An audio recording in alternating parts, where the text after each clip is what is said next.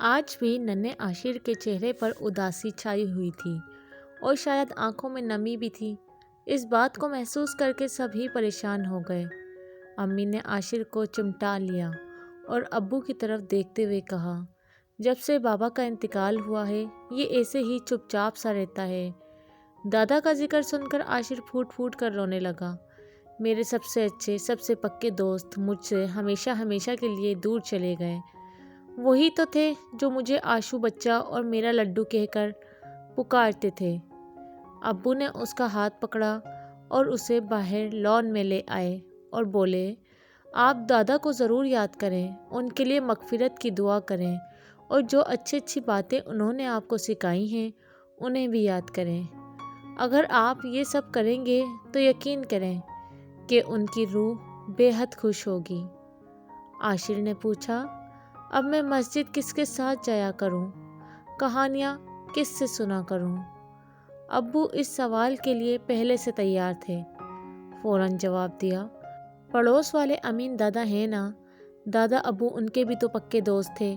वो भी तो दादा अब्बू के जाने के बाद से कितने गमज़दा और तन्हा रहते होंगे। आपको तो उनका ख्याल भी नहीं आया। जैसे आप दादा अब्बू की ज़िंदगी में अमीन दादा के घर जाते थे, इसी तरह अब भी जाया करें। ये बात आशिर के दिल को लगी और अगले ही दिन वो अमीन दादा के घर पहुंच गया। दिन गुजरते गए। आशिर और अमीन साहब की दोस्ती परवान चढ़ती गई। आशिर को अमीन साहब की शक्ल में अपने दादा अब्बू का अक्स नज़र आता था। जब अमीन साहब मुस्कुराते तो उसे लगता कि जैसे उसके दादा अब्बू मुस्कुराते हुए उसे शफीक नज़रों से देख रहे हों। आशिर 5वीं से 12वीं जमात में पहुंच गया। पढ़ाई, खेल और दीगर मसरूफियात के बावजूद वो बिला नागा अमीन साहब के पास जाता। कभी उनको अखबार पढ़कर सुनाता, कभी लूडो खेलता, कभी उनका सर दबाता और कभी उनका हाथ पकड़कर उन्हें चहलकदमी कराने निकल जाता। इसी दौरान वो हर मौजू पर बातें करते। अमीन साहब जब अपने तजुर्बात और वाक़यात उससे सुनाते तो वो बहुत लुत्फ़ अंदोज़ होता और उनसे सबक भी हासिल करता। इसी वजह से वो दूसरे बच्चों के मुकाबले में ज़्यादा समझदार और तमीज़दार नज़र आता। फजूल बातों और कामों में वक्त ज़ाया ना करता। कुछ दिनों तक तो अमीन साहब की तबीयत ख़राब रही। फिर एक दिन अचानक वो खालिक के हकीकी से जा मिले। आशिर को ऐसा महसूस हुआ जैसे एक बार फिर उसके दादा अब्बू उसे अकेला छोड़ गए। वो एक मर्तबा फिर गमज़दा और बेचैन रहने लगा। अब्बू उसकी इस कैफियत का बगौर जायज़ा ले रहे थे।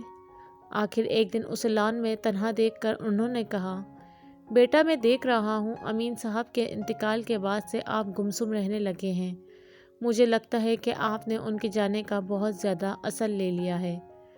आशिर ने सर झुकाते हुए कहा, जी अब्बू ऐसा ही है। दादा अब्बू के बाद अमीन दादा मुझे बहुत अजीज़ हो गए थे।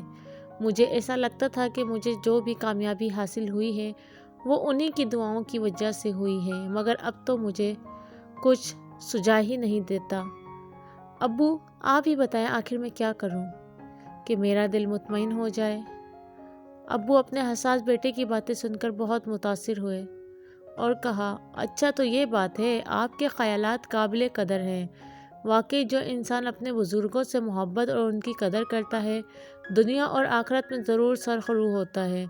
मगर ऐसे भी बदकिस्मत लोग हैं जो अपने बुज़ुर्गों की इज़्ज़त करने के बजाय उन्हें बोझ समझते हैं, उन्हें घर से बेघर कर देते हैं। ऐसे अफराद की देखभाल के लिए कई इदारे कायम हैं। आप चाहें तो ऐसे ही किसी इदारे में रज़ाकाराना तौर पर काम कर सकते हैं। वहाँ एक नहीं कई बुज़ुर्ग होंगे जिन्हें आप दादा अब्बू कहकर पुकार सकेंगे और जिनकी खिदमत करके आप ढेर सारी दुआएं ले सकेंगे। आशिर फ़ौरन बोल पड़ा, अब्बू आप मुझे ऐसे ही किसी इदारे में ले चलें ताकि मैं रज़ाकार के तौर पर अपना नाम भी लिखवा दूँ। अब्बू ने उसका माथा चूमते हुए कहा, क्यों नहीं, बल्कि आप चाहें तो अपने दोस्तों को भी इस नेक काम में शामिल कर सकते हैं। यूँ आशिर और उसके चंद दोस्तों ने बुज़ुर्ग अफराद की देखभाल करने वाले एक ओल्ड होम में शाम के वक्त 2 घंटे गुजारने शुरू कर दिए। रफ्ता रफ्ता वहाँ मौजूद बुज़ुर्गों से उनकी कुर्बत हो गई। जब वो उनके साथ मिलकर हालात हाज़रा पर गुफ्तगू करते, उनको दुआएं देते, उनकी अलमारियों में चीज़ों की तरतीब दुरुस्त करते, तो ये बूढ़े लोग उसे दिल की गहराइयों से दुआएं देते।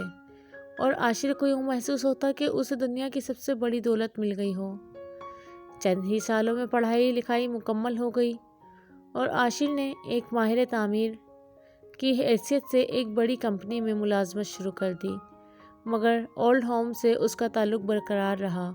وہ اب بھی چھٹی کے دن وہاں جاتا۔ اب اس نے وہاں اپنے خرچ پر 2 تربیت یافتہ نرسوں اور کچھ ویل چیئرز کا انتظام بھی کر دیا تھا تاکہ وہاں موجود افراد کی بہتر دیکھ بھال ہو سکے۔ آفس میں اسے سب عاشر صاحب کہتے تھے۔ اولڈ ہوم میں آتے ہی آشو بچہ بن جاتا اور اس کے چہرے پر بھی وہی بچوں کی سی معصومیت واپس آ جاتی۔ عاشر اپنے دادا ابو کا دل سے شکر گزار تھا، جن کی تربیت اور محبت نے اسے نیکی کے راستے پر چلنے کی ترغیب دی تھی۔ تو پیارے دوستو، آج کی اسٹوری اچھی لگی ہے تو چینل کو سبسکرائب کر دیں اور اس اسٹوری کو لائک کر دیں۔ Thanks for watching.